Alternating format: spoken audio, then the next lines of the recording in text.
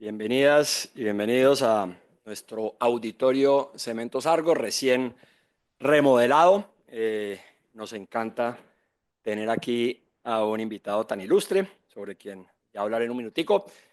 Quiero dar un agradecimiento especial a todos los patrocinadores que han hecho posible la venida del profesor Heifetz a Cali, varios de ellos y de ellas presentes aquí. Por supuesto, pues saludar a eh, los tebelistas, que son un grupo de, ¿cómo se diría? Asiduos del profesor Heifetz, colombianos que han tenido formación en liderazgo con él a través de los años. Saludar a nuestros profesores, a nuestros estudiantes que nos acompañan, a quienes también nos acompañan por vía virtual, espero no solo de Cali, sino de muchas partes del país. Pues como les dije, es un gran privilegio para nosotros tener al profesor Heifetz aquí. Profesor Heifetz, me contaba ahora, nació en Pasadena, California, desde primero de primaria tomaba clases de español, pero va a preferir hablar en inglés en todo caso. Se formó como cirujano, o arrancó estudios de cirugía y luego terminó siendo psiquiatra. Ejerció por algunos años, estudió en Colombia en la Universidad de Columbia y su medical school en Harvard. Y pues me dijo que después de 6 años de ejercicio de la medicina tuvo como una epifanía de la que hablaremos de pronto en la conversación y pues decidió cambiar de carrera. Y pues hace más de 40 años es profesor de liderazgo y un referente internacional muy importante de liderazgo en la Escuela John F. Kennedy de Harvard. Fundó el Centro de Liderazgo Público en esa misma escuela. Y bueno, ha escrito muchos libros sobre liderazgo que han sido bestsellers. Pues, ¿no? Hay pocos autores en el mundo más influyentes sobre el liderazgo.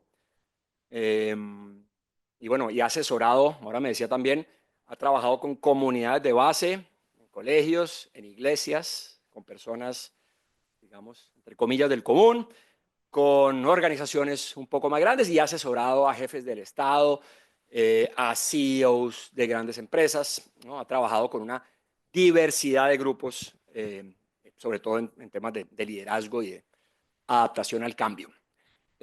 Ahorita tenemos la oportunidad de escucharlo y luego pues yo tengo varias preguntas que le quiero hacer y además pues los invito a que también me ayuden a formularle buenas preguntas. De pronto alguien me puede ayudar, María Elvira quizás, con la edición y escogencia de esas preguntas para aprovechar de la mejor manera posible el tiempo del profesor.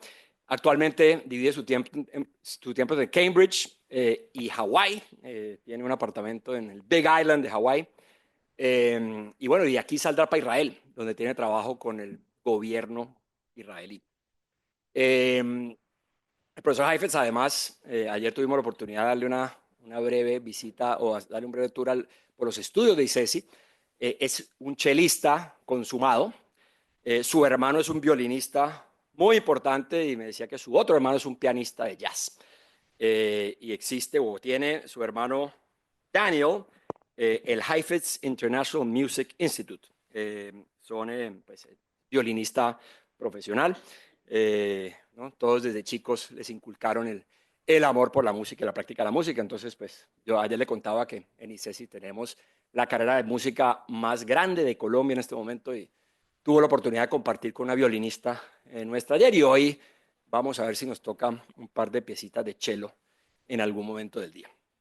El profesor Heifetz, bueno, es un privilegio para Icesi recibirlo para esta charla y conversación, pero está aquí dentro de un proceso, digamos, más amplio. Ayer estuvo trabajando con el alcalde y con el equipo de gobierno de la alcaldía, ¿no? En algunos de los retos adaptativos que tienen y hoy, después de la conferencia, va a estar trabajando también en formato de taller con un grupo de lideresas y líderes de diversos ámbitos de la sociedad, buscando pues, ¿no? trabajar también sobre los retos adaptativos, que ya nos contará eso, qué significa un reto adaptativo, de Cali y nuestra región.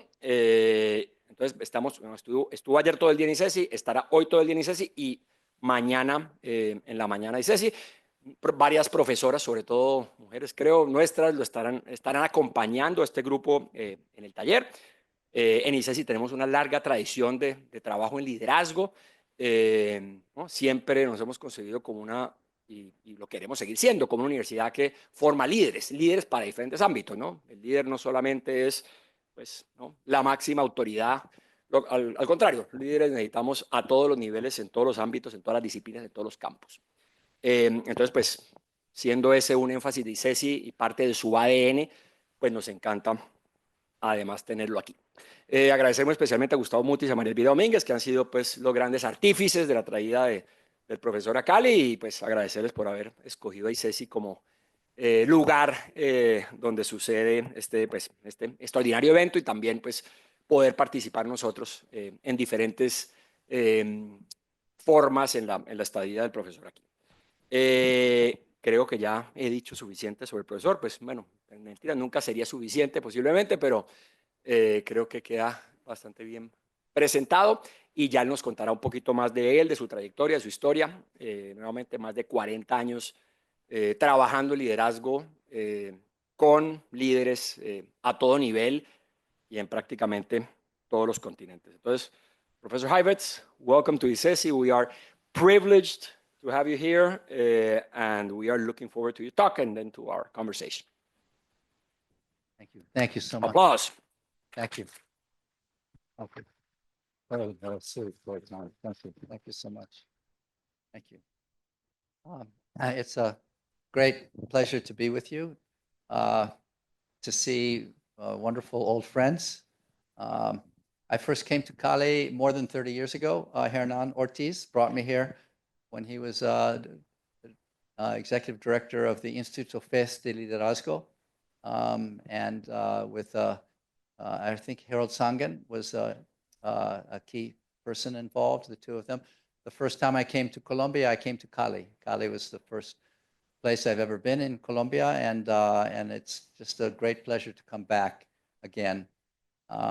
Gustavo Mutis, thank you so much for organizing all of this with me. And many of you who've been through Gustavo's program have been in Cambridge, Massachusetts, and have I've had the opportunity to share my work with you, and it's wonderful to see you again, Henry and many others. And students, it's wonderful to see you and to begin to know you and to introduce you to some of my work. You are the future. Not all of us old timers, you know, the world is really in your hands. Your city is in your hands. So I would like to introduce you to how I think about leadership. Leadership is a kind of strange subject because on the one hand, it is an ancient area of life. And we can learn a great deal about leadership from studying ancient texts, from the Bible to ancient Greek texts, ancient Chinese texts, and Indian texts.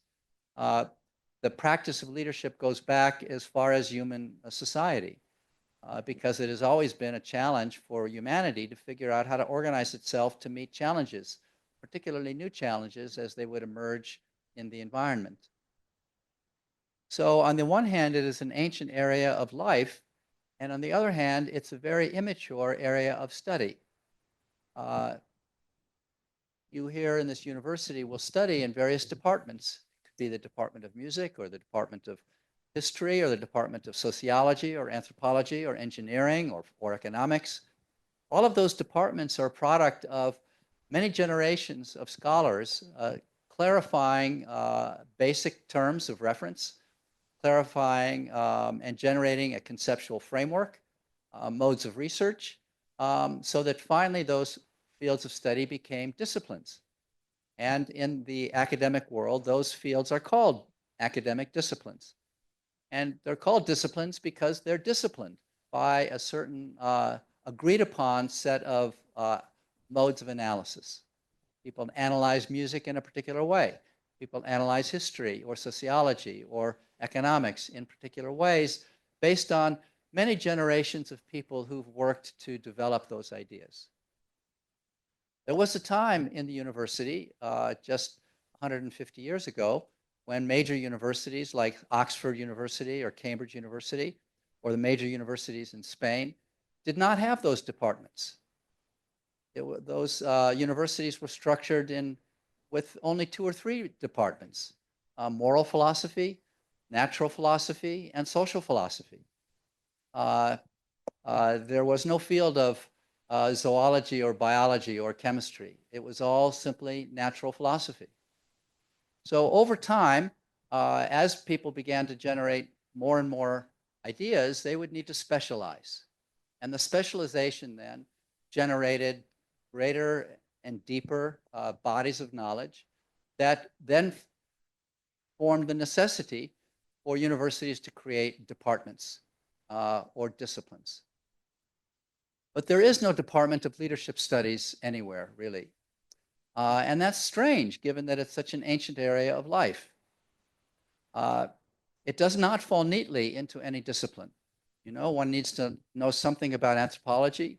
From my point of view, one needs to know something about evolutionary biology. One needs to know something, obviously, about history, about psychology and social psychology, and so forth.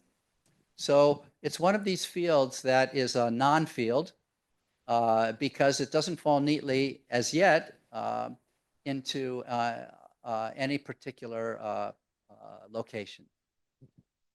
Part of my work, since I left medicine and began to think about the practice of leadership, a big part of my career has been devoted to developing an intellectual foundation, a conceptual foundation, so that people can begin to think about leadership in a more rigorous and powerfully analytical way. So that, you know, if you're studying any field of thought within any of your departments, you can go buy an elementary textbook. You can buy a textbook in economics, and there are maybe 10 different options for different people who've written those textbooks. But all of those textbooks basically say the same thing, because they're the collected knowledge of many people who've gone before. There are no current textbooks on leadership. There is, if you pick up 10 different books on leadership, they will use the same words in very different ways. And that makes the field confusing. So what I would like to introduce you to is my particular effort. It's a model. It's not, it has not been validated through many generations of testing. It's my own effort to try to organize how we could think about leadership in a more practical but powerful way, in a way that has consistency in the analyses it produces. So let me begin by saying that when I first started thinking about leadership and reading about leadership and talking to people practicing leadership, I noticed 3 fundamental confusions. The first confusion is that people tended to think about leadership as a set of personal characteristics. And generally, you know, if you read a newspaper, people will talk about people as, you know, a real leader. Somebody is a real leader, that they have the right talents or skills to be a leader. And it turns out that when you study lots of studies, there is no single set of characteristics that defines leadership. To practice leadership in a small startup organization in a neighborhood of Cali requires different talents than to run a big multinational company out of London or Paris or New York City. To run a school takes different skills in Japan than it does to run a school in Louisiana or in Milan. To run a primary school takes different talents than to run a high school. There is no single characteristic that defines a person as, quote, a leader that you could plug into any society or any organizational situation, and that person is going to know what to do. So thinking about leadership as a set of personal characteristics turns out to be faulty. Moreover, as I spoke yesterday with members of the mayor's team, it's also dangerous for people to think of leadership as the domain of a few people, that only a few people have the right stuff to be leaders. It's dangerous for a society because it creates cultures of dependency. A few people believe that they are the ones with the right stuff, and everybody waits. Everybody else waits for that person to emerge. And you can't have a vibrant society if you don't have collective responsibility for the welfare of that society. You can't have a vibrant economy if you don't have people willing to be entrepreneurs just because they have a creative idea and to take the risk of starting a company. You can't have great artists if you don't have people who simply have, a desire to start singing and they start writing music and they learn the craft.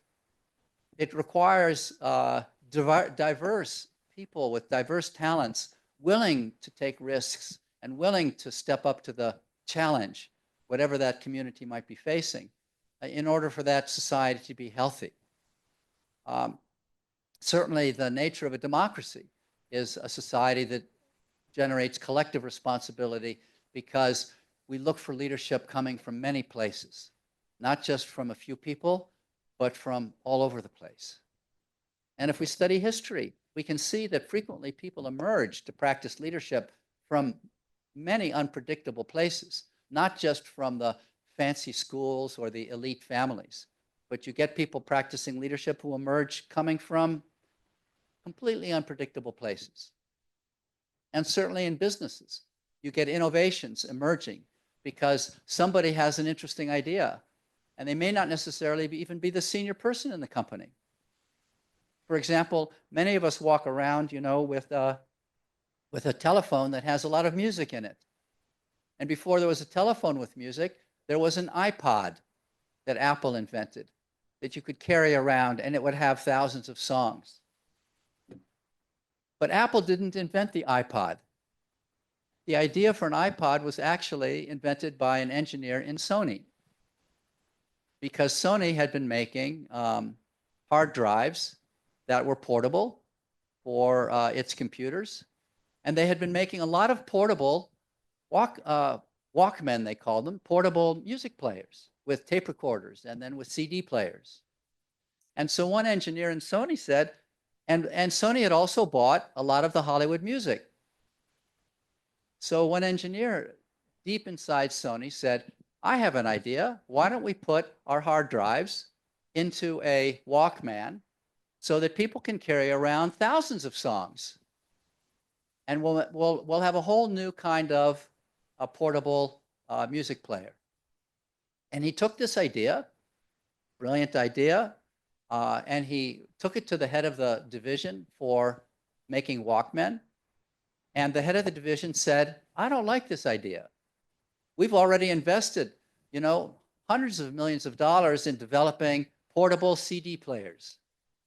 And we've differentiated the market so that we have portable CD players for teenage kids, for people who swim and go to the beach, for older people who need big buttons. We know how to engineer and sell. And moreover, we also sell individual CDs. And now you're going to create 1,000 CDs on one player. We can't make money that way. So he sent the guy away. Apple took the idea, and they had nothing to lose because they had no investments in any previous technology of music technology. And they said, okay, we can put this thing together. And they did. And of course, it made Apple a fortune. So you never know where the brilliant idea will come from. Many of us use little stickers, for notes called Post-it notes that has a very weak kind of glue on the paper, at the back of the paper. Well, that was invented by some chemist inside of a company called Minnesota Mining and Manufacturing, 3M, in Minnesota. He was trying to invent a very strong glue. And by mistake, he invented a very weak glue. And it happened to spill on his desk, and he happened to, spill on a piece of paper, and he noticed that he could use that piece of paper, and because the glue was weak, he could write on the piece of paper and then take it off. And then he began to, experiment with that little piece of paper and lots of little pieces of paper. And then he showed it to, his the senior people, and they said, "Hey, this is an interesting idea. Let's see if we can produce this." And it became a major source of profit for 3M. You never know where the genius ideas are going to come from, and you never know where the leadership might come from. So we need a concept of leadership that gives people, starting in childhood, the notion that they can practice leadership, even if they're not a dominant child, even if they don't have a dominant personality. Because many people practice leadership but don't have dominant personalities. They're not necessarily going to become the captain of their team or the class president. They may not be extroverted and gregarious. They may be shy. But in certain circumstances, they may provide the critical leadership that a community needs. We certainly saw during the pandemic, and you all lived through the COVID pandemic a few years ago, that we had people emerge from many unpredictable places to provide the leadership their family needed, or their school needed, or their local business needed, or their local government needed, to help people survive, to diminish the casualty rate, to help people figure out how are they going to adjust and make life happen. Every school teacher had to learn how are they going to teach remotely. I had to learn how to teach remotely, which turned out to be wonderful to discover I really could teach remotely. I never thought it was possible. Every church, preacher in a church, every priest had to be inventive to figure out how are we going to make church when you can't bring people together to pray together. I worked with a lot of church people during that period of time, trying to help them think about how to innovate community, to sustain people so that people don't get too depressed or become suicidal or start to abuse people within their families because they're so frustrated and feel isolated. We saw lots of leadership emerge and an enormous number of innovations all over the world because collectively we were all thrown into this enormous adaptive challenge where we had to find a way to adapt if we were going to survive and thrive through those years. So the first idea about leadership that I wanted to present you with is that leadership is best viewed as a line of work, as a kind of trabajo, a kind of practice.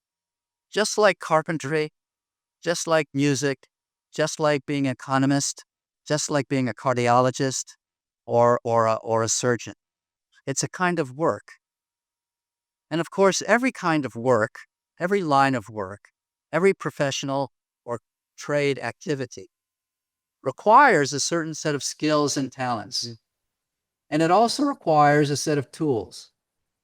To be a carpenter, you have to have good hands. And to be a carpenter, you need a toolkit. But what defines carpentry is not the skills, and it's not the toolkit.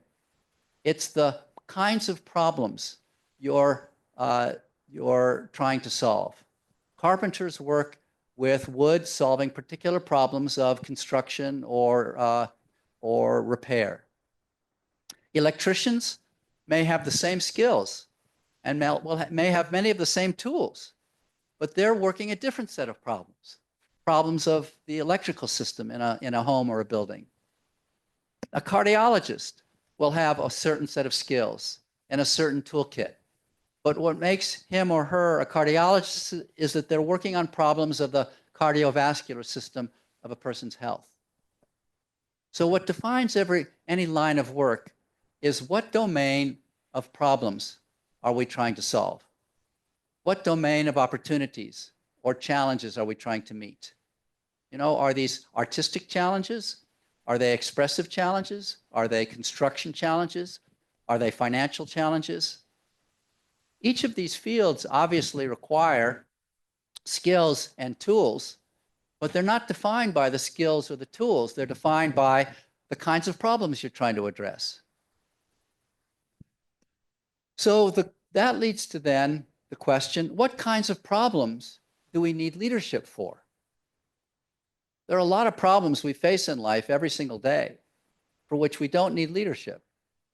We need to hire a car mechanic. We need to get an accountant. We need somebody to, we need a doctor. We might need a lawyer. We might need a financial analyst. We might need a music engineer to run one of your music studios. We might need a music teacher to teach you, how to play the instrument, how to master the craft. So what kinds of problems do we need leadership for rather than all those other areas of expertise? And that's a question I've wrestled with over the last 40 years. If we begin to understand leadership as a practice, like any other line of work, we have to then define what's the domain of that practice. What area of problems do we need to solve for which we need to prepare people for the practice of leadership? I would say that that domain of problems, that domain is challenges that demand people to learn new ways. Challenges for which we don't have the current know-how completely. We can't simply call an expert to solve the problem. There is no cardiologist to fix it. There's no financial analyst to fix it. There's no expert who has the total solution, because the problem itself demands new thinking. It demands some innovation. It demands answering three very difficult questions.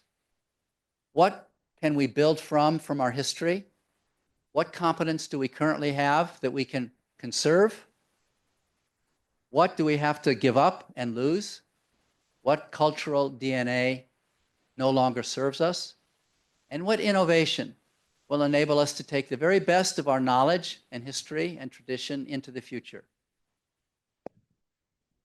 That problem, that process of innovation, I call adaptive work, because there's so many lessons to learn from biology on how an organism evolves and adapts to a changing world, a changing environment. And in nature, those three questions are, in a way, the questions that nature answers. What DNA should be conserved? What DNA should be rearranged or suppressed or discarded? And what innovation, what new DNA will enable the organism to thrive in a changing ecosystem?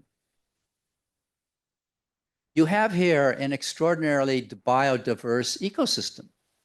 And you see that every organism is beautifully adapted to its particular micro-ecosystem.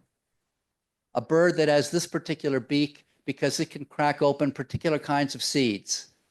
And another bird that has a different kind of beak because it's feeding on different kinds of seeds that need to be opened up in a different way.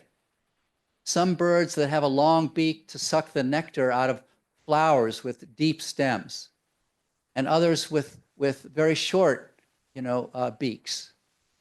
All of those beautiful adaptations are the product of an organism that faced adaptive pressures in the environment, where the environment challenged that creature to innovate. And that creature then, through multiple generations in the evolutionary process, answered those three questions. It conserved most of its DNA, but some of its DNA it turned off, and new DNA was formed in order to provide that new innovation so that that organism could thrive in that new changed environment. And so I use that as a metaphor for what human societies need to do, because we're also faced with adaptive pressures every day. Some of the adaptive pressures are not generated by the external environment. Some of the adaptive pressures are endogenously generated. They're generated from inside our society, from the tensions within our own community, where different members of the community are pushing against other members of the community and challenging those members of the community to clarify, how should we be living? What values should we be standing for? How are we going to engage in collective responsibility? How will we generate collective prosperity? How will we create collective justice?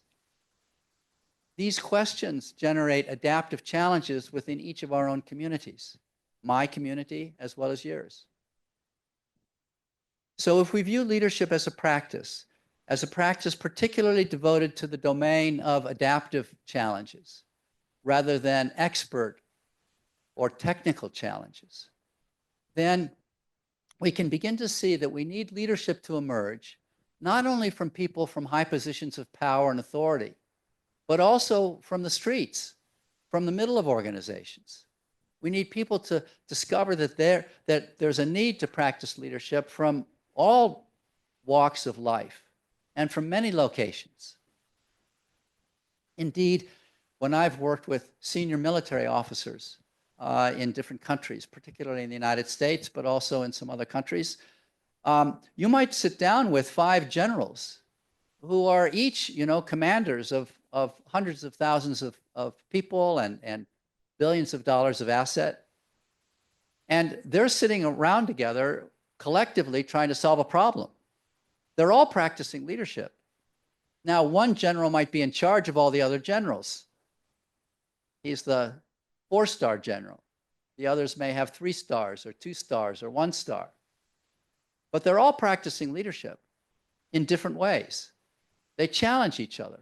They raise questions. They're doing collective work on a collective set of challenges. So the third key idea is that leadership is distinct from authority. And I would say this idea that leadership and authority are different is an idea that confused me enormously for about 10 years. For about 10 years, I taught the idea that leadership and authority are not the same. But it took me 10 years and writing a book to finally figure out what I meant with that intuition. So when I introduced the idea to you that leadership and authority are not the same, I expect you to be confused. Because if you pick up a newspaper, people will talk about the leadership of the city, the leadership of a company, the leadership of the school, when they're really talking about people in high positions of authority. They may be talking about the leadership of a family or the leadership of the band. But in all those cases, people are talking about people with a senior position of authority. They may not practice any leadership at all.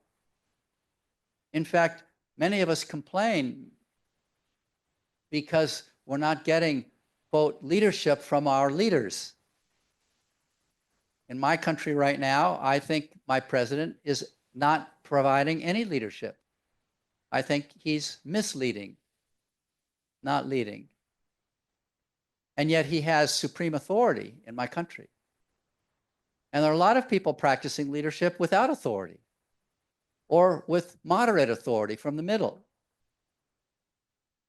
Yesterday, we did a workshop with your alcalde, with Henry Eder's son, Alejandro, beautiful young man. I got to know him during the peace process when I was working with your President Santos. I've worked with 2 of your presidents, Uribe and Santos, both extraordinary, talented men. Tragic that the 2 of them did not remain allies and that they split your country. I tried to get Uribe to stop doing that, but he wouldn't. Alejandro's a beautiful man, and we worked with his team, and we talked about how the whole team needs to be providing leadership, not just waiting for him. He can't have all the answers. That's why he has a team of 25, 30 talented people, because the ideas and the energy, the creativity, the adaptability needs to come from many locations.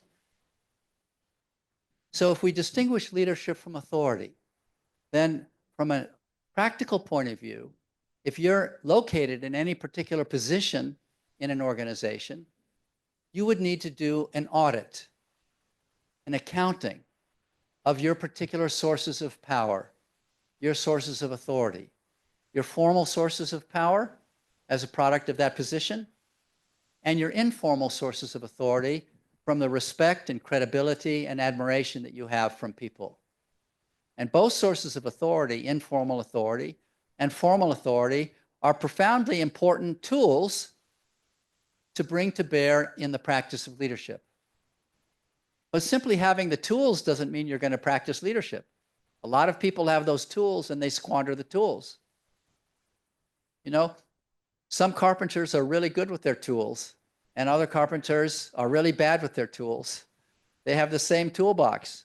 You have to find a carpenter who really knows how to deploy the tools to solve the problems facing that house or that building. So leadership requires a great deal more than a set of skills and talents. And it requires more than a set of tools, know-how of how to gain and practice authority. It requires the diagnostic capacity to assess the nature of adaptive problems. It requires knowledge about the nature of adaptive problem solving. How do people succeed in solving adaptive problems? What are the social dynamics and the political dynamics, the psychological dynamics as people struggle to innovate, to carry the best from their history, but have to sift through what to give up from their history, what to lose from their tradition? How do we come up with a minimally disruptive innovation so that people can take the best from their history forward, but renewed with new thinking and new modes of relating and new modes of behavior? So there's a great deal to learn about leadership. And because there's a great deal to learn and certainly a huge amount of research needed to be done to understand how is adaptive work achieved in this particular community, in this particular kind of business, in this particular kind of nonprofit setting, in this church or synagogue or mosque. How is adaptive work achieved in international conflict and in war? How is it achieved to prevent war? How is it achieved to generate social justice in Louisiana versus social justice in Atlanta versus social justice in Cali or Bucaramanga or Cúcuta? You know, each context has its own unique variables, and the adaptive processes need to be studied so that we can then help people who want to provide leadership in those communities or in those organizations understand the nature of the terrain, the nature of the practice that they're going to have to provide in order to generate adaptive success for those people. So that's how my work has begun to evolve over these years. To view leadership as a practice organized around a particular domain of problems, adaptive challenges, distinct from authority. They could be practiced from high positions of authority as well as from the streets, as we've seen in human history. So let me stop there as simply a way of introducing you, particularly the students, to a way of beginning to think about the analysis of leadership. How are we doing on time?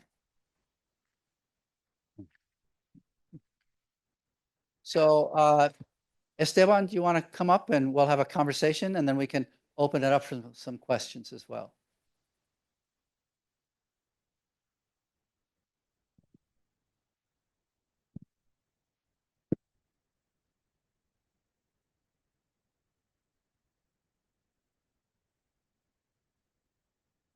Thank you very much, Professor. Again, we are delighted to have you at Icesi and in Cali. In my introduction, I didn't mention, and thankfully you did, that you have been involved with many different processes in Cali. For example, I remember that you were instrumental in the creation of the bloque parlamentario, El Valle, as a scenario or a place where different actors from the public and private sector could meet and address some of our region's challenges. I also must mention that when I was at the Chamber of Commerce, we invited you and Professor Porter for the launch of our cluster initiative. And reading your text, I mean, at the time, I hadn't realized the connection between actually what Porter says and what you have to say, and now I'm seeing it a lot more clearly. I have a series of questions, and I will open this up to the audience as well.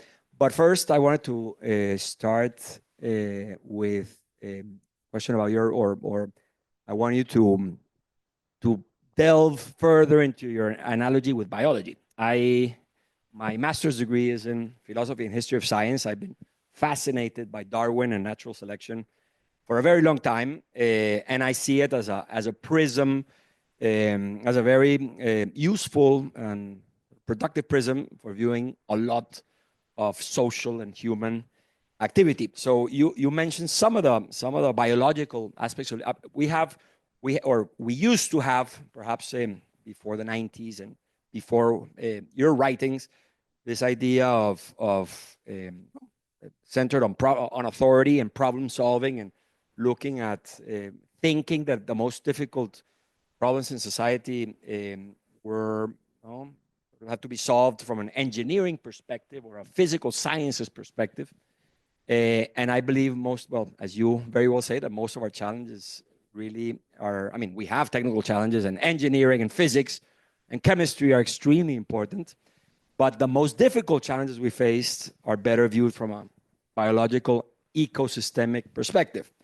So, one thing you said is, in biology, it's not the strongest that wins out. It's the best adapted to a context. So leadership and problem solving is always, like in biology, contextual. The dinosaurs were huge, but when the climate of the earth changed, it was the little mammals that thrived. They weren't strongest. They weren't stronger. They were just better adapted to that circumstance. The second thing you mentioned is based on history, and this is for organizations as well. We have a DNA, and we change. I know you don't like the word transformation, and I think adaptation is better, because transformation, which we use a lot, digital transformation, is also from the physical sciences or from engineering in a way. It's not gradual. It's not a process.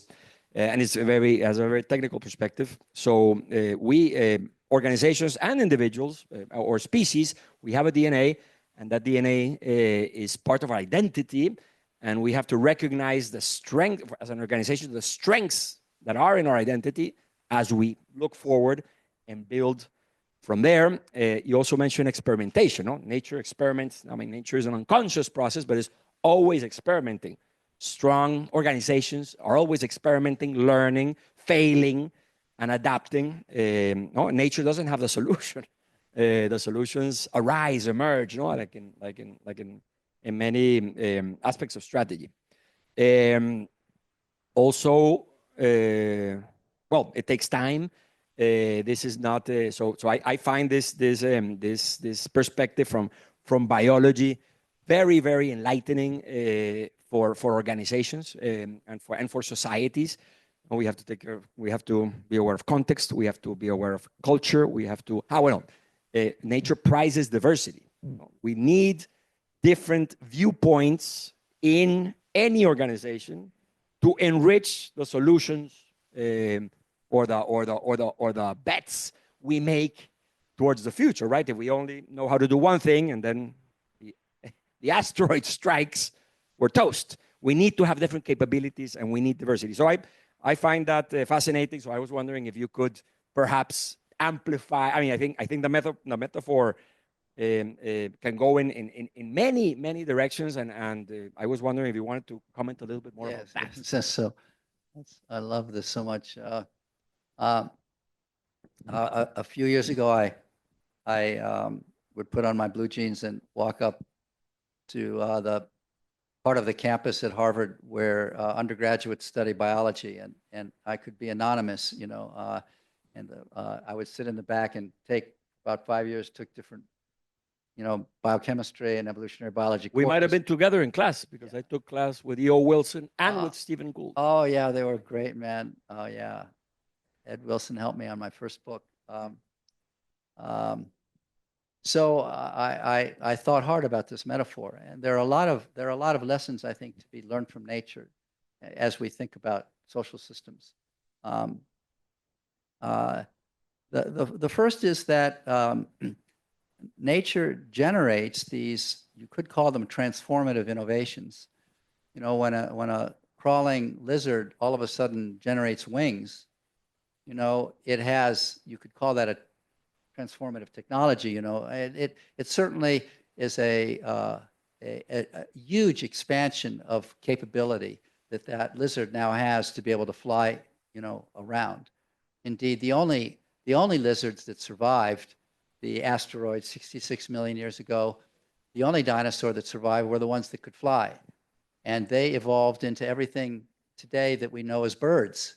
The birds are the only living descendant of dinosaurs left on our Earth. And it was because in that diverse population of dinosaurs, and there were, thousands of different kinds of dinosaurs, ones that swam, ones that crawled, ones that ran, ones that were little and ones that were big. The only ones that survived were the ones that could fly. That particular innovation gave them that adaptive capacity, as you said. So nature is, you get these extraordinary innovations, but it's mainly conservative. These transformative innovations are highly conservative in nature. And that's really important as a leadership lesson. Many people who are creative are very excited about the change they seek, but they don't spend enough time talking about what they want to conserve and preserve in the tradition and in the society. And because they only then talk about the change, they scare people more than they should.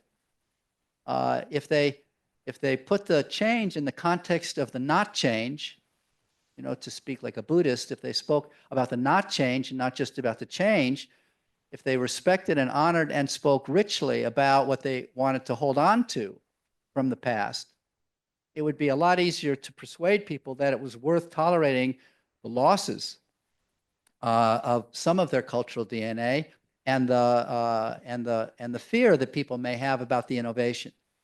The change module is the loss and the innovation, but it's much easier to engage people in making those changes if you're also respecting what needs to be conserved from the tradition. Let me give you an example. Many people would say that Google revolutionized, or Microsoft or Apple revolutionized the computer industry, and it's true; these were major innovations. But if you look at the total volume of cultural DNA in the technology industry, Google was a small volume of actual change compared to all of the cultural DNA that it was building upon. It was standing on the shoulders of a whole society that was generating technology by then already, of generations of people who had gone from mainframe computers to small computers to, who had figured out how to write software, mathematicians that, before that. So it was standing on all sorts of people's shoulders, industries to distribute products, to your house or to my house. All of that cultural DNA was preserved. Google could not have done anything if it hadn't built from a highly sophisticated base of social capacities that were already intact. It was not a revolution. It was an evolution, a significant evolution, but not a revolution. Politically, in my country, we are taught as children about the American Revolution. I think really talking about it as a revolution is propaganda, because most of the cultural DNA of the United States is still the same as Great Britain. And it's true, we changed our political system, but even the change in our political system is a small volume of change compared to the democratic system in Great Britain. It's a significant change because they've collapsed their executive branch and their legislative branch. They only have two real branches of government, whereas we have three.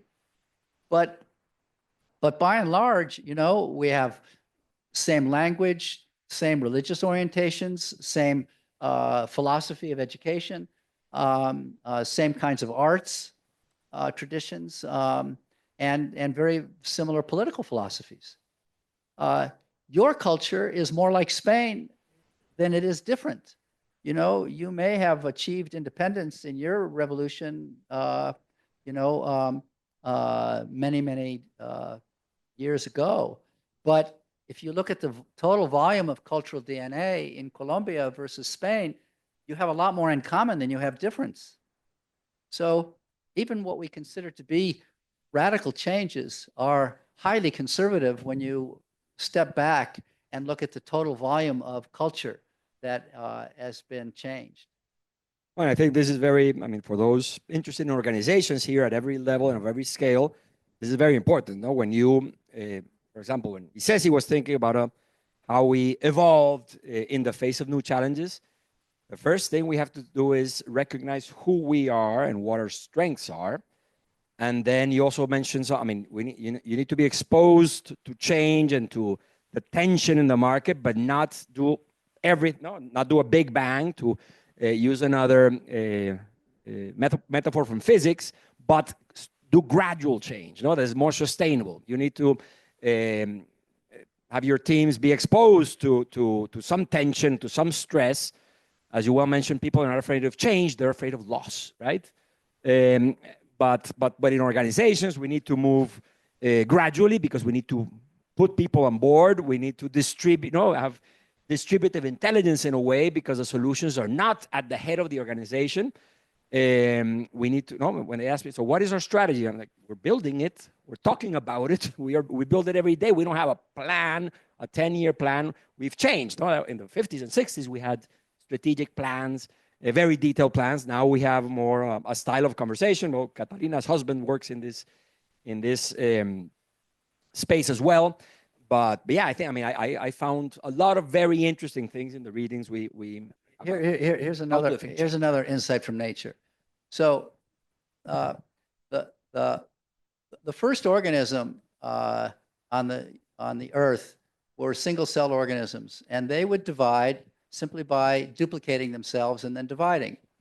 And that's still the most common form of reproduction is fission, called fission, where you just duplicate and divide. And bacteria, of which there are millions in each of our bodies, that's what they do. And they can divide every 20 minutes. Very, very efficient reproduction. It took about 300 million years on the earth for God to invent a single-celled bacteria, for evolution to generate a single-celled bacteria. It took another 2 billion years to develop an organism that could reproduce by bringing two separate organisms together to create sexual reproduction. Because sexual reproduction is so incredibly complex as a biophysical phenomenon. It's very, very complicated to get a cell to divide its chromosomes into half, and then for those two cells to figure out how to bring two half sets of chromosomes into the same location, and then to begin to reproduce. And you have to ask then, why would nature produce, why would that ever get produced? It's so complicated. Why not just stay with, fission? Indeed, most of the cells of our body do reproduce by fission. I cut myself the other day, and my skin cells are reproducing themselves into other skin cells. They're not engaging in sexual reproduction, they're engaging in fission reproduction. They're reproducing themselves through duplication. But our germ cells, our egg cells, they reproduce through sexual reproduction by bringing two different beings into the same location. And the function of it, from an evolutionary standpoint, is that it creates much more radical and rapid innovation. The rate of innovation goes astronomically faster and more significantly interesting innovations, because you're bringing two different chromosomes into the same place, and then as they combine, they keep combining in different ways, and they recombine in different ways, and they make mistakes in different ways, mutate in different ways, and that means that the next offspring, you'll get a lot more failures, genetic failures, but you're also going to get a lot more interesting genetic outcomes that generate much more rapid than kinds of innovations. So what's the analog to human beings? The analog is that people don't learn by staring in the mirror. You don't generate creativity and innovation by looking at yourself. You generate innovation by engaging differences.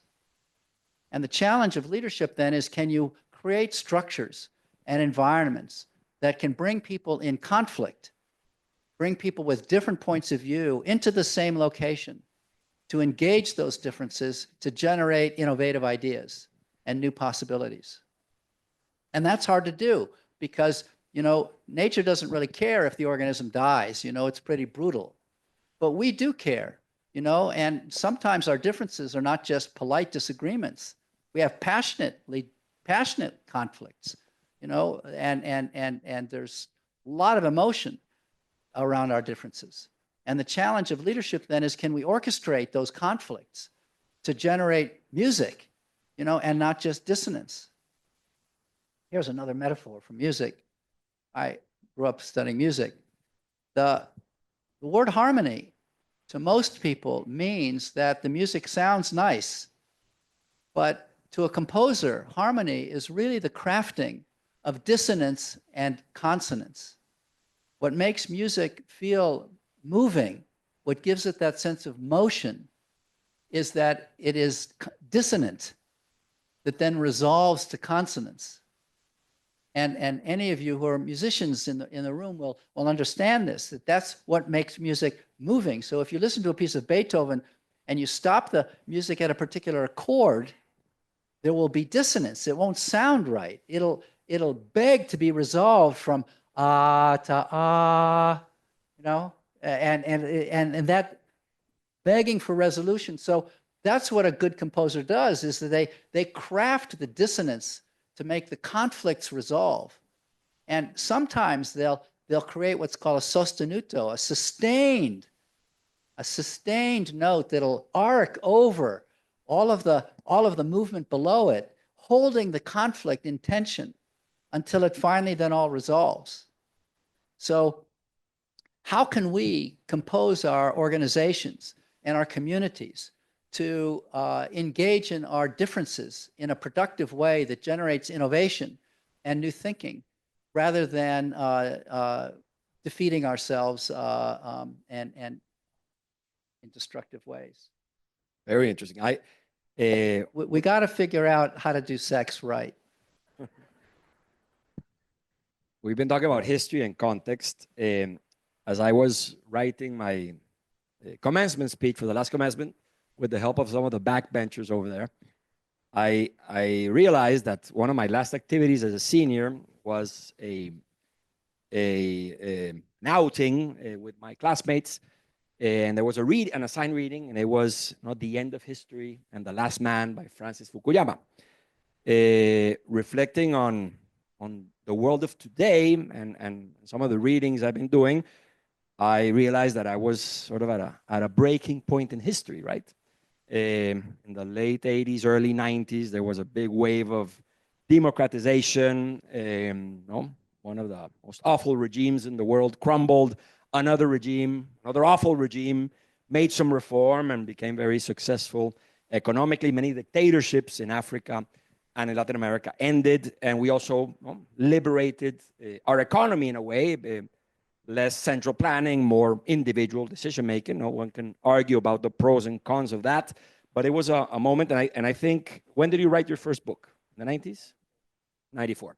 So I think, in a way, the leadership you propose, which I think is in many ways has truth for the ages, was also in a way contextual. No? This new world that was emerging, where authoritarianism and central planning were dissolving, and democracy and the market economy were rising, globalization, and we were becoming more cosmopolitan, and all these figures of authority and the caudillos and all this old leadership was coming out of the window.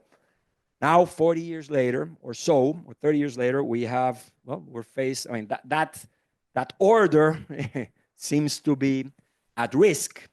And we are facing the rise of new authoritarianism in your country, in ours, in our neighborhood, and elsewhere.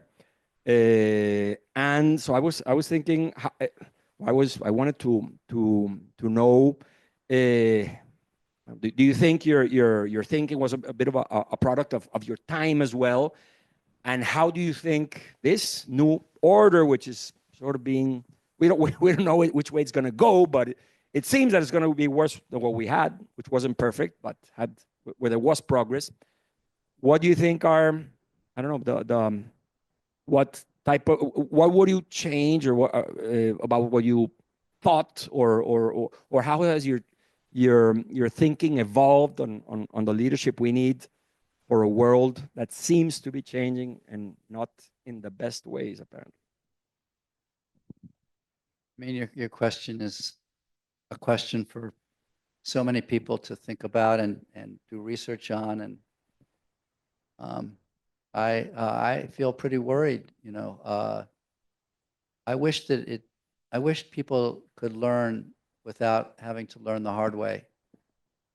I think people are learning the hard way. For example, people have been warning about climate change for more than 30 years, but it's going to take a lot of catastrophes for people to finally realize that you know, we've got to think differently and behave differently as consumers of our natural resources. And I wished we didn't have to learn the hard way. In the United States, we've suffered a lot of massive fires, floods, hurricanes, tornadoes, much more devastating than, you know, in the previous 100 years. And still, you know, the American public is not learning its lessons. Many of those people in those states that have suffered the most in the last 2 years voted for candidates that wanted to pump more oil and more gas and suppress the development of alternative energy sources. So it's tragic to me that people are learning the hard way. I'll be flying to Israel, to Jerusalem on Friday afternoon to work with people there in politics, and it's tragic to me that people in Palestine and Israel are learning the hard way. You know, they're creating tragedy for themselves, and the tragedy and the trauma is going to prolong the trauma, because trauma begets trauma. You know, abused people abuse. And the repair and the healing of the trauma, to lay that history to rest and think freshly again about how to create justice and live peacefully, is people are learning the hard way. The challenge, I think, is that we have to get much better in practicing leadership that engages people in the need to accept losses. Losses are really hard for people to accept. And as you said, you know, people don't resist change per se. Nobody gives back winning lottery tickets. You know, people love getting a raise at work. People love change when they know it's a good thing. You know, if somebody gives you a new computer or a new car, you like the change. What people resist are changes that involve loss. So we have to get much better in the practice of leadership in analyzing the kinds of losses we're asking people to suffer. We have to break our hearts open and empathize with the nature of those losses. It's very easy to two-dimensionalize the people on the other side of a political divide and not appreciate the significance of what we're asking of them when we're asking of them to change. If we don't get much better at processing these losses in nonviolent ways and in engaging one another, challenging one another hard, but challenging one another in a way that has, I would say, empathic insight, or that apprehends the nature of what you're asking people to give up, so that the resistances to those challenges are less violent and more negotiable. If we don't learn how to do that, then we're going to learn through devastation. And I'm pretty worried that there's going to be a lot of devastation, not so much in my generation. I'm an old guy, but in people up, and not so much even in the generation of some of these people down here. They're still pretty young. You know, all of you up there, you're you know, in your lifetime, you're going to have a stomach for and develop the spiritual and the philosophical resources to step on the balcony of history and to even view the history your world is going to go through, and keep your heart open, even though you're going to be absorbing news of a lot of tragedy. I wish it were not that way, and I think if we had better leadership to help people process these losses without resorting to violence, or without, in the environmental situation, sticking our heads in the sand, and hoping it's not going to happen. If we get better at it, maybe you can diminish the amount of unnecessary losses that are going to be that could be headed your way. So thank you. Related to our zeitgeist in a way, we have resurgence of authoritarian leaderships. At the same time, as you mentioned in your writings, youths who don't respond to authority very well and who are more independent than young people in the past, more critical perhaps, and are not really suited for authoritarian forms of organization. And at the same time, we have, well, in the last, since 2012 or the early parts of the last decade, the influx of social networks,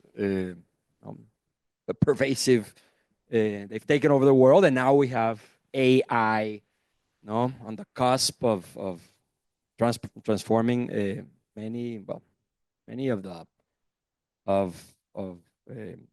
aspects of our lives that we considered in a way exclusively human. Or I wanted to ask you, I mean, these are broad and complex subjects, but how do these elements, in your opinion, factor into the leadership we are going to need going forward? And how are they, in a way, because people were writing about the end of power just 10 years ago, or Moises Naim, because now citizens were empowered, and now we have power making a comeback, authoritarian power. So if you could expand a little bit on that and on our moment in history and what it requires of leadership, that'd be great. I think that one of the benefits of distinguishing leadership from authority is to rehabilitate our understanding of authority and the virtues and importance of authority structures in our lives. For most of my students that I've worked with from all around the world over the last 40 years, when I first introduced the idea that leadership and authority are different, they think leadership is the good stuff and authority is the bad stuff. Everybody wants to be a leader and not an authority figure. But actually, authority is a really precious human resource. No child could survive infancy if there weren't an authority structure in a family, if there weren't elders who would take care of youth. The nature of authority structures go back to the very beginnings of social systems, beginning of human societies. Indeed, you see authority structures in animal societies. There are a lot of animals who are designed not to live in community, to live all alone. They're born or hatched, and they spend their whole lives living alone. Occasionally, they'll cross paths and mate, and then they'll go their separate ways. Whereas a lot of organisms, including human beings, are designed to be social creatures. We're living in community. We're designed to live in community. Dogs and cattle and wolves and chimpanzees and human beings, we're all designed to live in groups of people. And one of the key properties to make social living possible is the construction of authority systems. There are hierarchies within animal societies. Elders taking care of young. And then amongst the elders, amongst the grown-up people, the adults, there are authority structures so that, somebody's in charge of this, and other people, some people will be maybe in charge of hunting, and others will be in charge of gathering food through getting food from the soil, and others will be in charge of taking care of youth and so forth. You get differentiations of jobs and authority structures in order to resolve conflicts every day. So authority structures are actually vital resources to human societies. You can't live without them.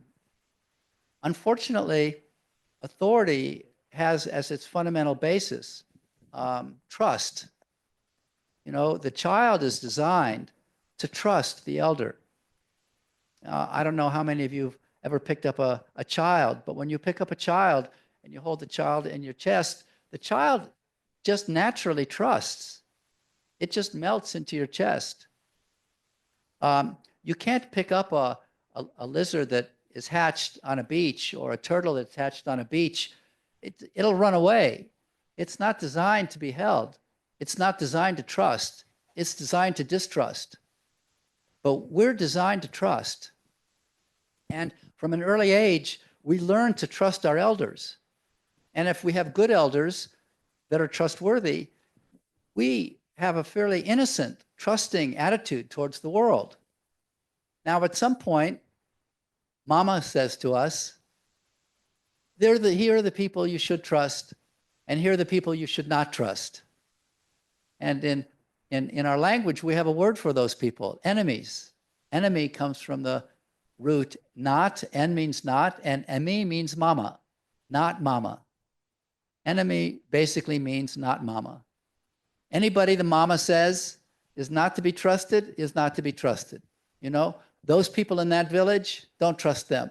Those people in that family, don't trust them. Those people who wear Yankee hats, don't trust them. We're Red Sox fans. You know, whatever mama says. So the child begins to learn who to trust and who not to trust. And the trusting function is a function of authorization. That's what it means to authorize somebody, is that you're entrusting them with power. You're saying, I give you power. The baby does it involuntarily. I give you my body, and I entrust you with my body to feed me, to keep me protected, to keep me warm. The child, as the child gets older, you know, it does it a little bit more deliberately.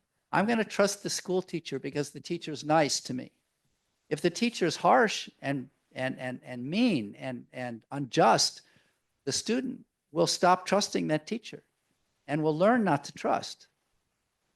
Unfortunately, most people, by the time they get to be adults, have experienced abuses of trust by people in authority, either directly in their own lives because they've had a boss or a teacher or maybe a family member who was untrustworthy, or because it's carried in the tradition of their family that we can't trust those people.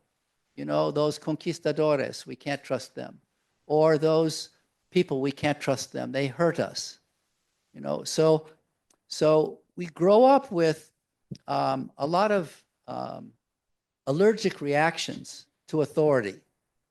Because on the one hand, we desperately want to trust people, and on the other hand, we have reasons not to trust people in authority. So authority itself has gotten a bad name because of the scar tissues that many of us carry of abuses of authority, abuses of trust in our families or in our own lives. So part of the challenge of leadership then is to rehabilitate people's ability to trust again, to trust authority. And one of the challenges then of those of us teaching leadership is to teach people to become trustworthy authorities and not to abuse their authority. Not to abuse their authority as parents, not to abuse their authority as a boss or as a school teacher, but to be a source of trustworthiness in authority. Now,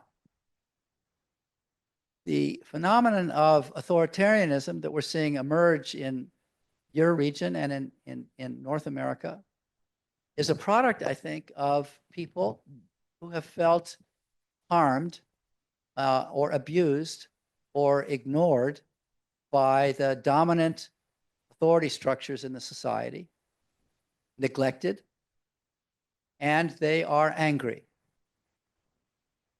On the other hand, even though they don't trust authority and they're angry, the deep childhood yearning to find someone you can trust again, some big daddy who will come and save you from the monster. Somebody who will have all the answers. Some magic person who will emerge to say, you can put your faith in me, I will save the day. That deep childhood yearning for trustworthy authority is still alive. So we have almost a paradox. We have a large mass of people in many of our societies who are untrusting of authority, and at the same time, they are vulnerable to being seduced by charlatans who sell certainty, who sell false promises that just elect me and I'm going to take you out of your misery. And tragically, in my society, people are going to learn the hard way. You know, they're going to learn that Donald Trump is not a champion of poor people.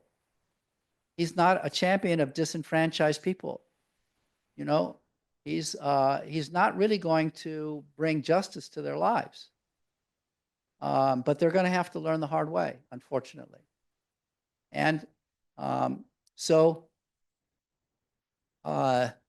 we would do best to counter the authoritarian instincts that are generated in our populations if we practice good leadership now rather than poor leadership allowing these social tensions to fester, allowing people whose feeling of neglect continues to fester, where the anger has no place to go except looking for extreme answers in demagogues with extreme and fake promises. We need leadership without easy answers. That was the title of my first book. We need leadership without easy answers to counteract the inclination of our populations to seek easy answers from authority. Thank you. Very relevant for our region of the world where the word caudillo emerged. We have this yearning for messiahs that will save us in a very, very complex history and many, many wounds, right? We have trumped you with the Cadillo of Cadillos in the United States. Correct. Yeah. Unfortunately, he doesn't even really know how to ride a horse. I think there's some. Do we have some questions from the audience? We have about 15 minutes, I think. Nora?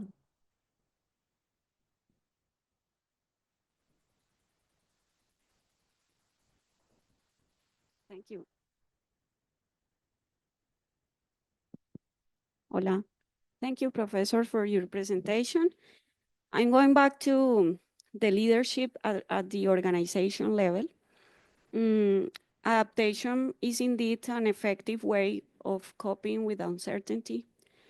We are right now facing a lot of uncertainties for everything you mentioned here and many other situations that are happening in the different sectors. However, the highest the uncertainty, the highest the complexity of this adaptive system that we are trying to implement in our organizations to be able to cope with these uncertainties. My question is for you, whether you think that a good combination of leadership with authority, with good authority, will be an effective mechanism to help our teams in this journey of coping with this highly frequent level of changes because of these extreme uncertainties we are living right now. Because what happens in organizations when we are with all these requirements for frequent changes under highly uncertain environments is that, as you mentioned, this generates a lot of conflicts, stress, and tensions in our teams. So what would be your advice for us as leaders to help our teams in this journey? And I'm guessing that perhaps a good combination of leadership with authority, with good authority could help us in this. It's a great question, and I do not have a great answer. But I think we need to generate cultures of adaptability within our organizations, within our families, within our communities, all across sectors, business, government, nonprofits, schools. We're being challenged by an ongoing stream of adaptive challenges. And that generates a level of ongoing instability. It's not completely unstable. There's stability, but there's also instability that we have to become acclimated to. You know, you cannot predict anymore how a business is going to be in a stable environment for 20 years. And now that we figured it out, we can just keep doing it. For some businesses that will work for 10 or 20 years.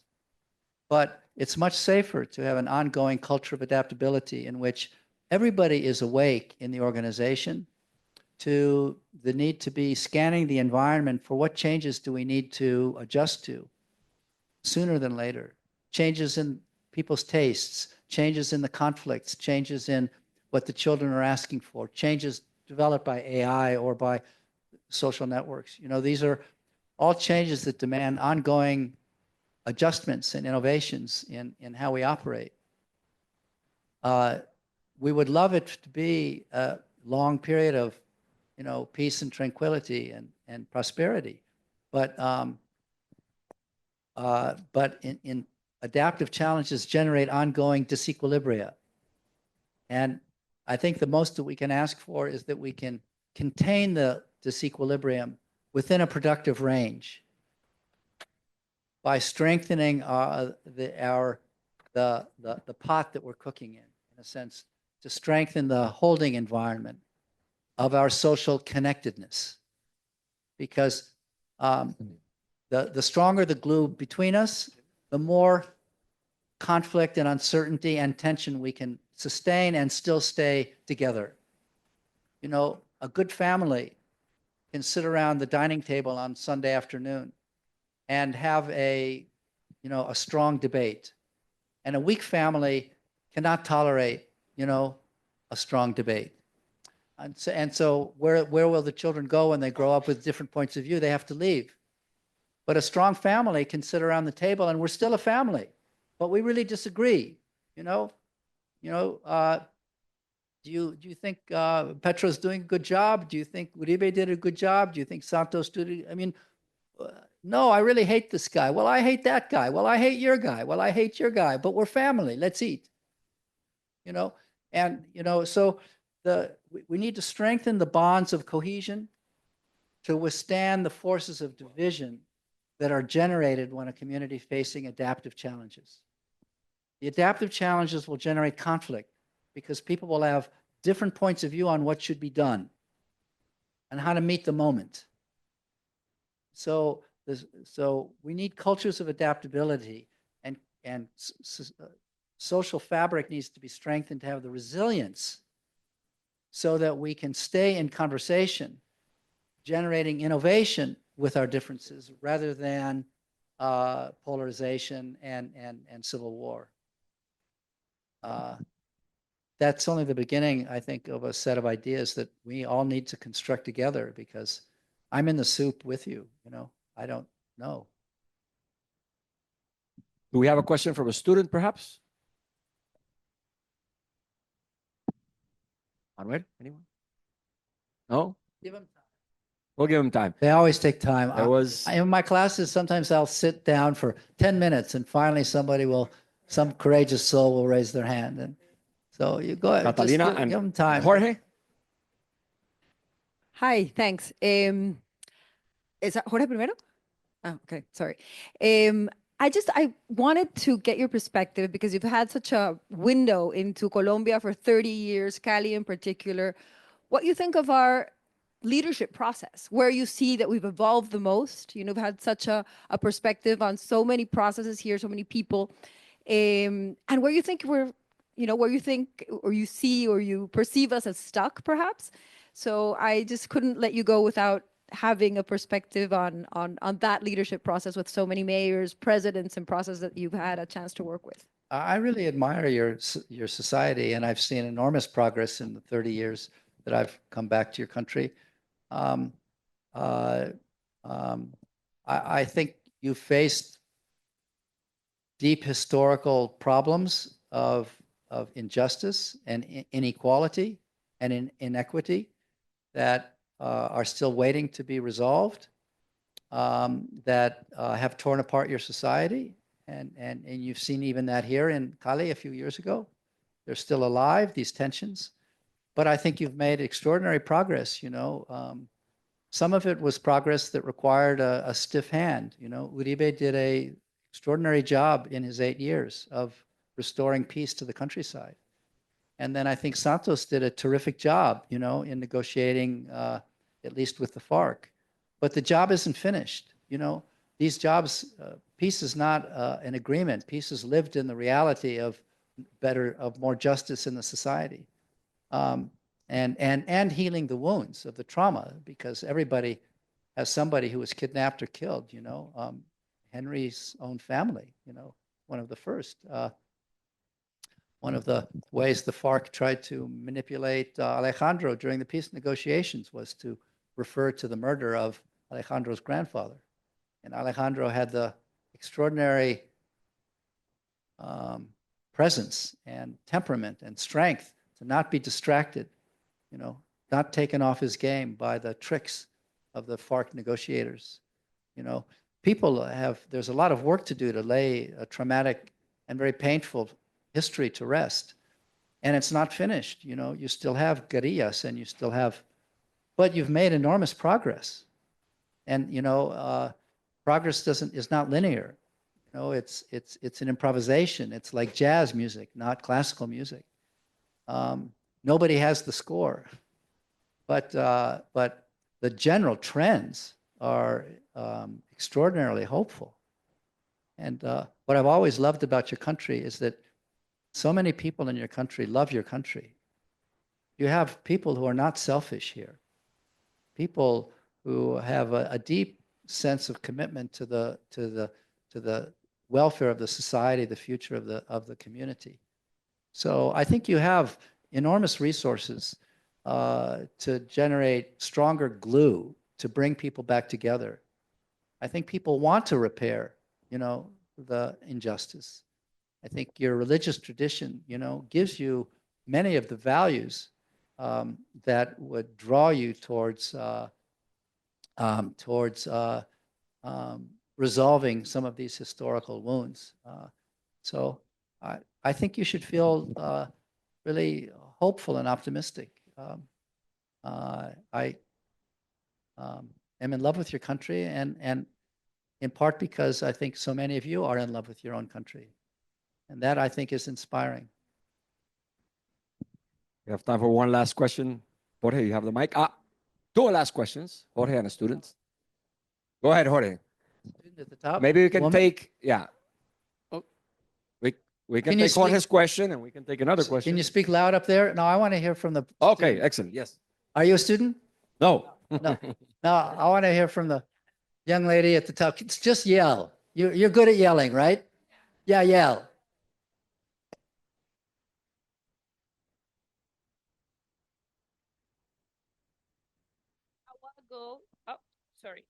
You talk about a key point, and that is that many times people in authority do not really practice leadership at all. So my question is, how these people, if they are not leaders, how do they get to a position of authority where undoubtedly you are influencing others and being the example of others, and indirectly you can lead? So my question is, how these people like get to these positions if they are not leaderships? That's a great question. So I'm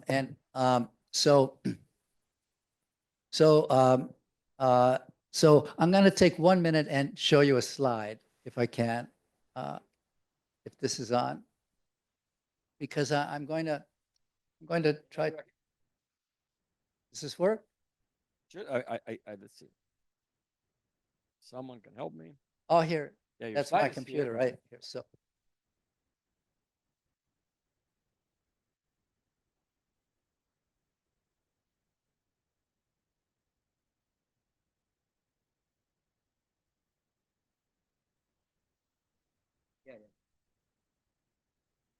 Anyway, let me begin, and I don't know if I'll get to the slide. So if you look at a child as the basis for understanding all authority relationships, or when you go to, get to a store to buy something, or you get your car fixed, you're in the business of authorization. And the process of authorization is a process where somebody trusts somebody else and says, I give you power over my car. But it's an exchange, because you give power in exchange for a service. And if that car mechanic is good, you'll come back to that car mechanic and you'll say, I'm going to give you power over my car again, because I expect you to deliver a service in a trustworthy way. And what does trustworthy mean?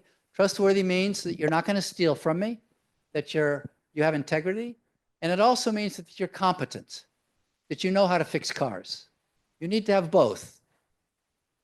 So, yes, so this is the nature of all authority relationships. And from the micro level of a child trusting a parent to people voting in an election and trusting, a mayor or a president, or a board of directors entrusting somebody to be the CEO of a company. All of these authorization processes are processes where some party gives power to another party in exchange for a service. Okay. Now, this system of authorizations works beautifully, and it evolved in ancient days, before we had complicated societies, when people lived as hunters and gatherers, as still some people do in your forest. So this system works beautifully as long as the ecosystem is stable. Because as long as the ecosystem is stable, people in authority, party B, the people receiving the authorization, know what to do. They have the competence because they know how to solve the problem facing that community. So in a stable ecosystem, in a hunter and gatherer society, the tribal elder will know how to solve all the problems that community is going to face in that generation. Because, the ecosystem is not going to change for 1,000 years.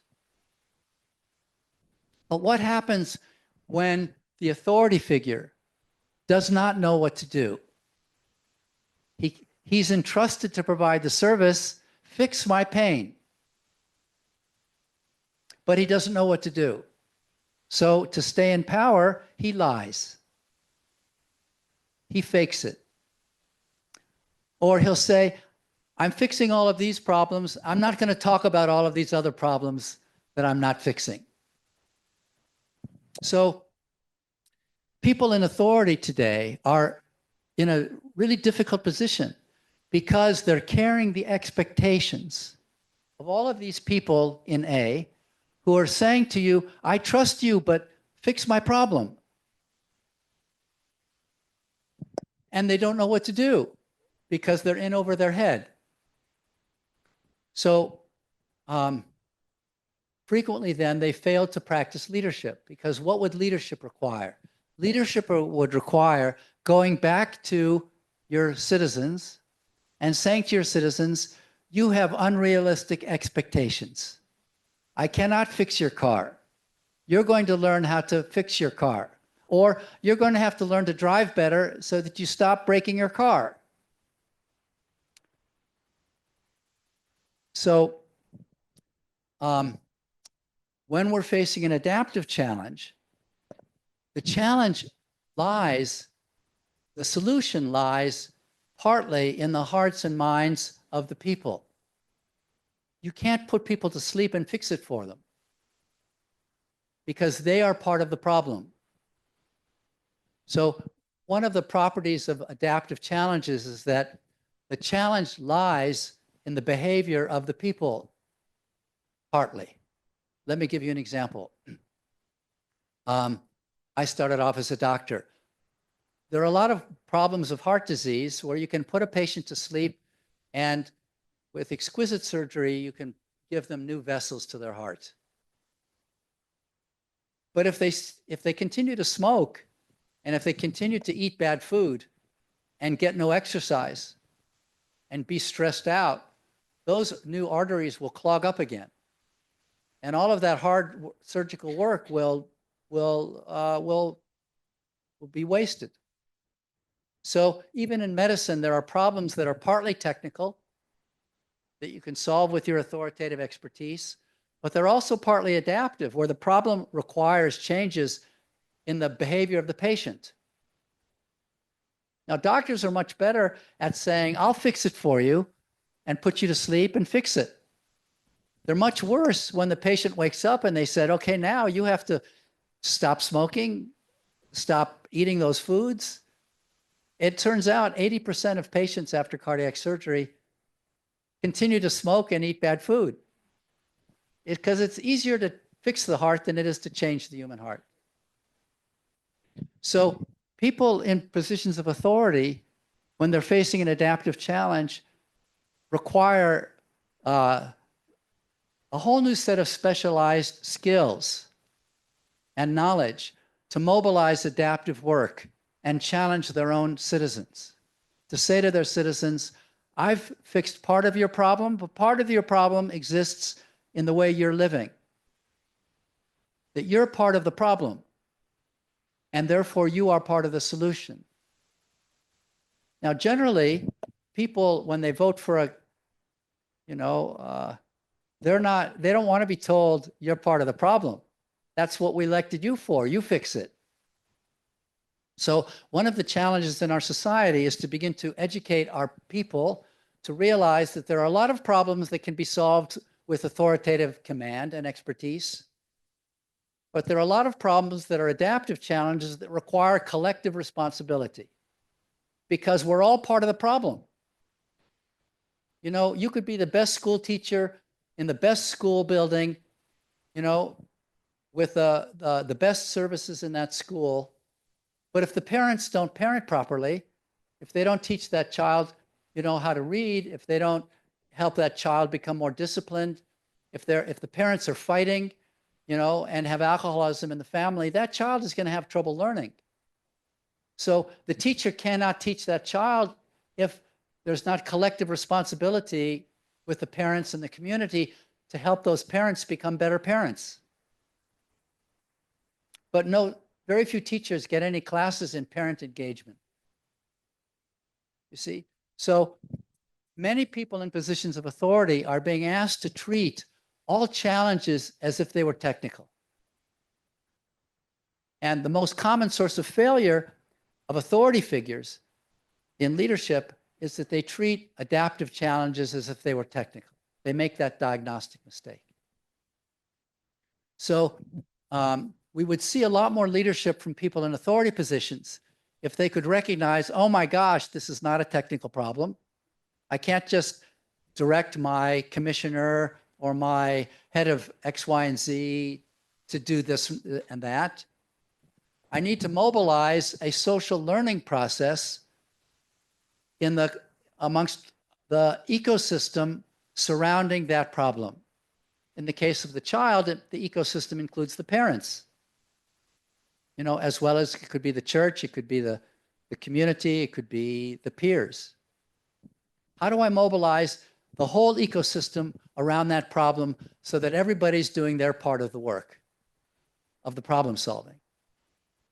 Now, that's not what authority figures are authorized to do. The child looks to the parent and says, feed me. Now, as the child gets older, the parent does say to the child, listen, you know how to feed yourself. Make your own sandwich. The child says, no, I don't want to make my sandwich. Mama, no, child, you have to learn for yourself, become independent. And if you look at good parenting, the challenge of good parenting is to develop the capacity of the child to become independent. And to not always look to the parent for solutions, but to look to themselves and other people. Well, in the same way, we need jefes. We need authority figures who will mobilize people, citizens, to step up to the plate and be better citizens, to have more capacity and less dependency. Unfortunately, we have cultures of dependency in many of our societies. And the more desperate people get, the more desperate they are looking for answers. like in America North America right now. The more desperate people are, the more vulnerable they are to charlatans saying, "I've got all the answers." You know, I'm the know-it-all who can point the way. Certainty sells in politics.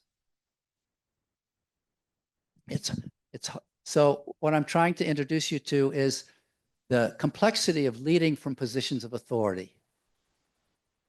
Because authority doesn't just give you powers to lead, it gives you constraints. It also puts you in a straitjacket because you're carrying a lot of expectations for services that you cannot deliver unless you increase the adaptive capacity of the people themselves to share the work, to take on some of that problem themselves, to own their piece of the mess. Anyway, that's more than you asked, but I hope that begins to answer your question. We have time for one last question. Are we, Maria Elvira? Yeah? Jorge, go for it. Thank you and good morning. Maybe you already answered a little bit of my question. I wrote it down. You spoke about leadership and authority, which led me to think about the concept of legitimacy introduced by Max Weber in modern political theory.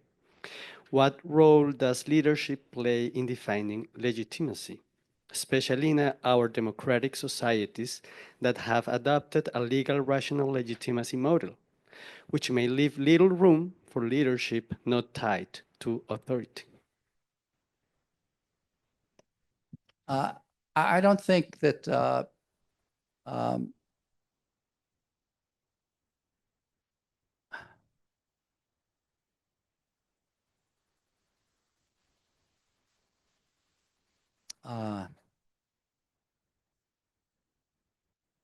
you're asking a great question, you know, and largely your question demands an analysis of the nature of authority relations.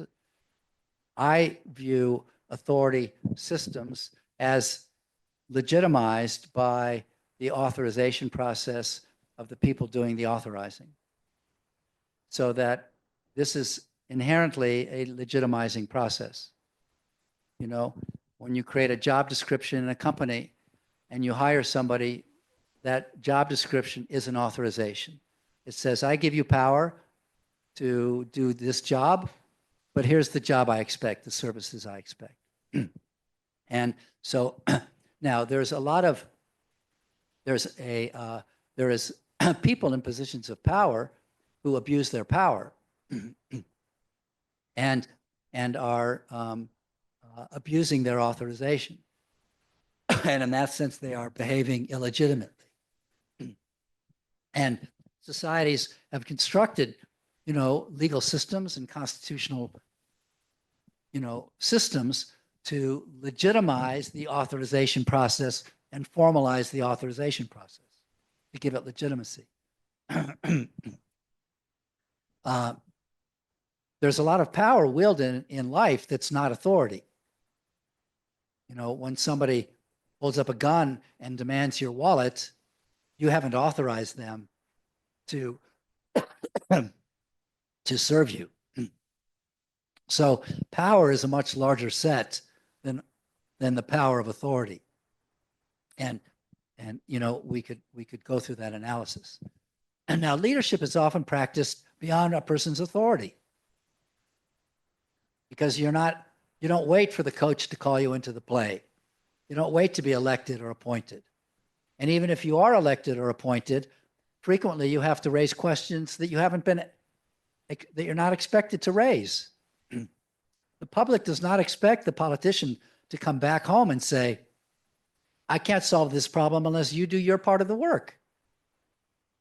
The people expect the politician to come back to the town hall meeting and provide good news, not to issue a challenge. American public doesn't want to be told, we can't solve the drug abuse problem unless you learn to be better parents and teachers and solve problems of poverty and be less racist. They want us to solve the problem. They want the government to solve the drug abuse problem by squeezing the neck of Colombians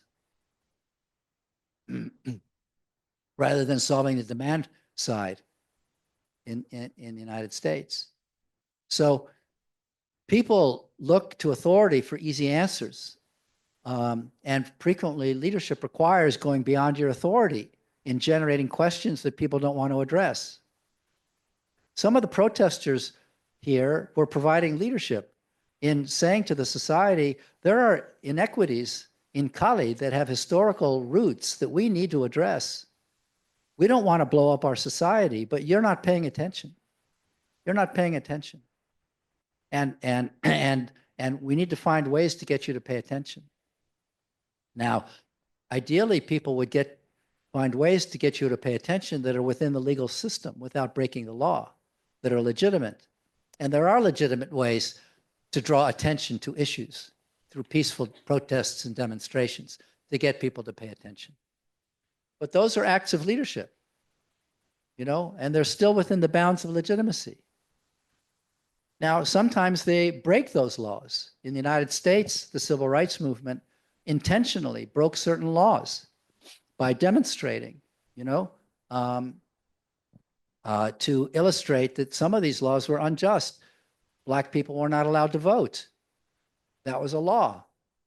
How do we draw attention to that injustice? So, legitimacy, which has the same root as law, legal, is a wonderfully rich set of constructs to help us organize the authority systems of our lives. But we need to then analyze what are the adaptive demands and what kinds of collective responsibilities required for which our authority structures haven't been properly yet designed. For example, adaptive challenges often fall across the structures of a company or across the structures of the government. They require collaborations across organizational boundaries. That means I have to go knock on your door and say, I need your help solving a problem, but I have no authority to even knock on your door. It means I have to go to my boss and say, you misunderstand this problem. I need you to rethink the problem because I've been studying it here and you're giving me the wrong task or the wrong deadlines. But the boss has not authorized me to challenge the boss. So I'm going beyond my authority to raise that question. So is it legitimate to do that?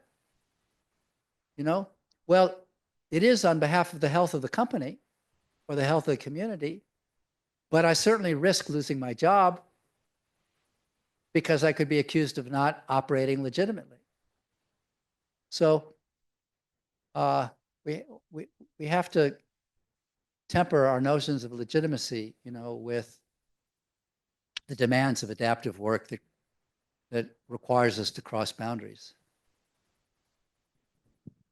Professor, thank you very much. That was very, very enlightening and interesting. And I think we're going to move on to the next part of our day. Muchas gracias a todos por asistir.